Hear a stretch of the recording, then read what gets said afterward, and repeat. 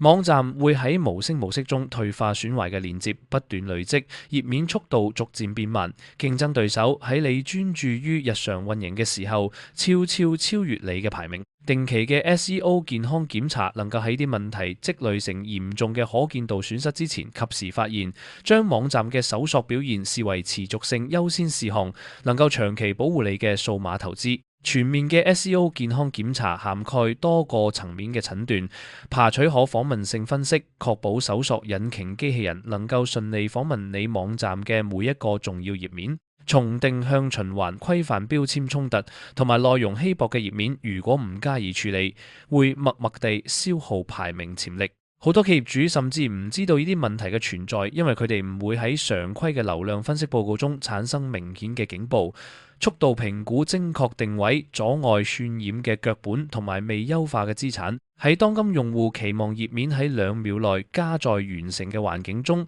每一個延遲因素都會增加訪客跳出嘅概率。電子商務平台同埋專業服務網站通常擁有數百個頁面，尤其需要系統化嘅監控嚟確保整體站點健康。每季度進行嘅深入審計能揭示算法驅動嘅排名變化、新嘅競爭威脅同埋新興嘅關鍵詞機會。每次審計都會產生一個可操作嘅優先級列表，按潛在影響排序嘅修復建議，讓你將精力投入到最重要嘅地方。將診斷數據同快速嘅糾正行動相結合，唔單止維持排名，仲能夠發現可以迅速實施嘅優化機會。除咗技術修復之外，健康檢查仲評估內容表現。曾經排名良好嘅頁面，可能因搜索意圖嘅演變而失去相關性。識別並刷新呢啲衰退中嘅資產，通常比創建全新內容更快咁帶嚟成效。